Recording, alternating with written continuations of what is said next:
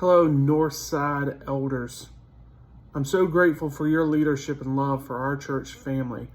And I want to share with you today some information that I've learned from reading Reverend Hugh Price Hughes' article, Irresponsible Wealth. In the article, written in 1890, Mr. Hughes outlines many of the troubles and trials that the U.S. church deals with because of their mismanagement of wealth and their attitude towards wealth. And unfortunately, from the 19th century to the 21st century, the toleration of these type things has only been accelerated through our culture. And so now we live in a day and a time where there are areas that I believe that we as a church family need to address and prayerfully work through so that we can be more faithful with our wealth, but also ultimately to arrive at a biblical generosity that looks similar to Christ. And so as we talk today, as we think through these things, I want us to ask this big question: how do we lead our church family away from irresponsible wealth to a biblical generosity?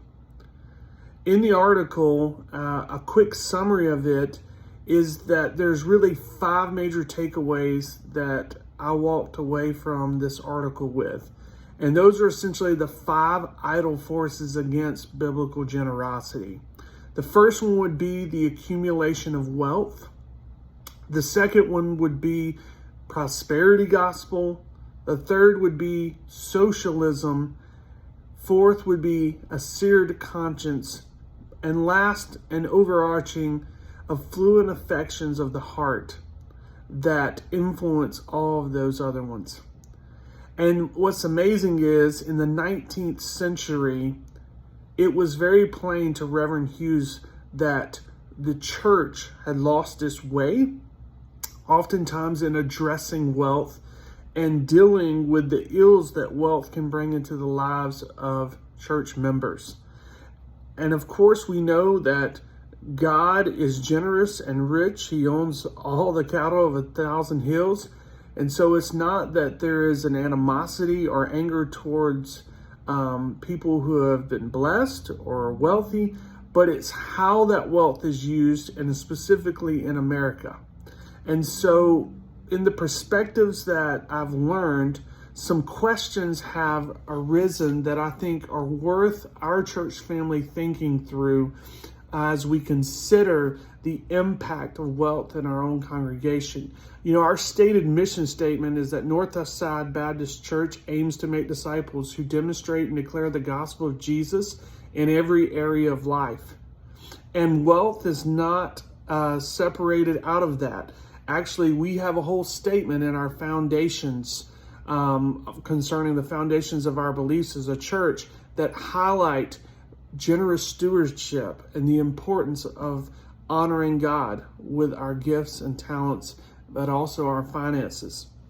But more to that, there's some questions that I think that come up from these 5 specific takeaways that we as a church family need to consider, our elders need to consider, so that we can be more faithful to glorify God with our wealth and to be diligent in our biblical generosity towards others and for the kingdom of God. We know that Jesus himself said not to lay up treasures on earth, but in heaven.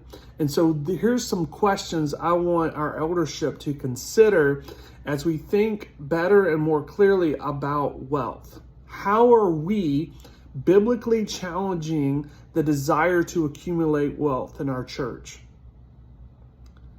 How are we biblically preaching against the prosperity gospel?